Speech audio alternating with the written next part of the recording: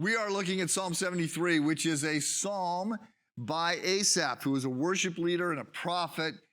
He lived during the time of King David, and he is in a crisis. He is confused, he's hurting, he's frustrated, and he's being overtaken by bitterness and envy.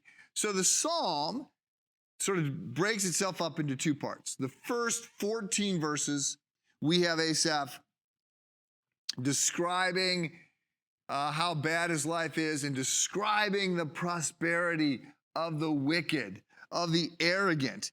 Their days are carefree. They go about amassing wealth. He's looking at them from a distance and he's saying, everything is great for them. Here I am. I'm trying hard to be a good guy, and my life is not working.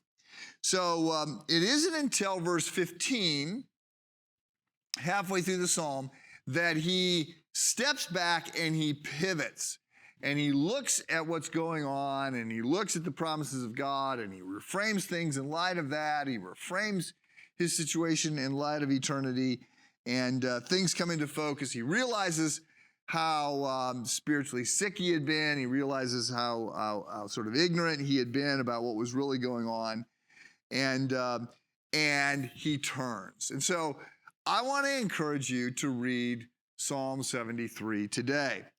And just remember, we should expect times, situations, when our life feels like the first 14 verses.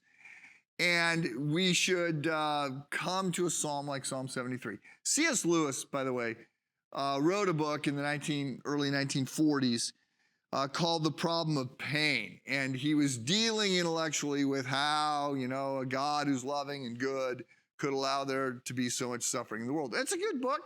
It's got some really good lines in it. This is the place where we find this quote that says, God whispers to us in our pleasures, and he speaks to us in our conscience, but he shouts to us in our pain.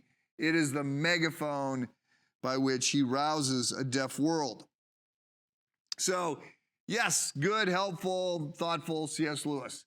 But 2 decades later, his wife has just died of cancer, and he writes a very different book called A Grief Observed, and it's much more honest and brutal and raw. He is shattered by what has happened to him, and he does not find his book, The Problem of Pain, to be particularly helpful at that moment.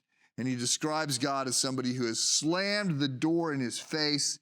He's heard nothing from God except the sound of bolting and double bolting the door. And then he hears silence.